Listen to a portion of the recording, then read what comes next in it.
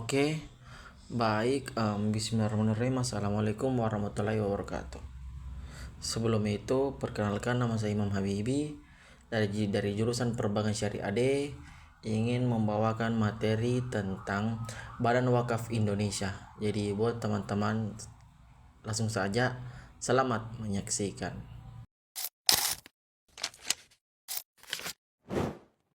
Baik, jadi materi pertama itu adalah sejarah berdiri Badan Wakaf Indonesia atau yang disingkat dengan BWI.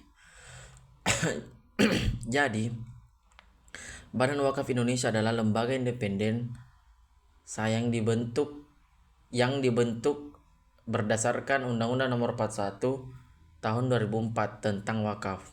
Badan ini dibentuk dalam rangka mengembangkan dan memajukan perwakafan di Indonesia.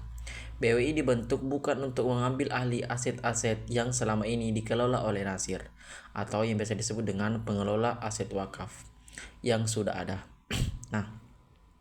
Nah, terus BWI hadir untuk membina Nasir agar aset wakaf dikelola lebih baik dan lebih produktif sehingga bisa memberikan manfaat lebih besar kepada masyarakat, baik dalam bentuk pelayanan sosial, pemberdayaan ekonomi maupun tentang pembangunan infrastruktur publik.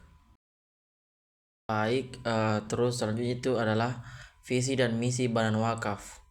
Nah, visi Badan Wakaf Indonesia adalah dalam rangka mewujudkan lembaga independen yang dipercaya masyarakat, mempunyai kemampuan dan integrasi untuk mengembangkan perwakafan nasional dan internasional.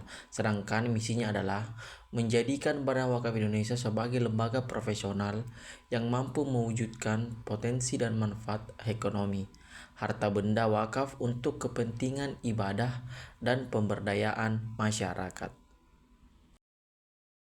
Oke, baik. Selanjutnya itu adalah kedudukan Badan Wakaf Indonesia.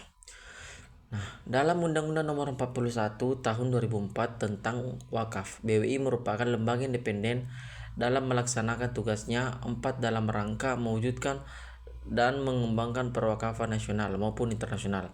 Kelahiran Badan Wakaf Indonesia atau BWI dan yang disingkat dengan BWI merupakan perwujudan amanat yang digariskan dalam Undang-Undang Wakaf. Kehadiran BWI sebagaimana dijelaskan dalam pasal 47 adalah untuk memajukan dan mengembangkan perwakafan di Indonesia.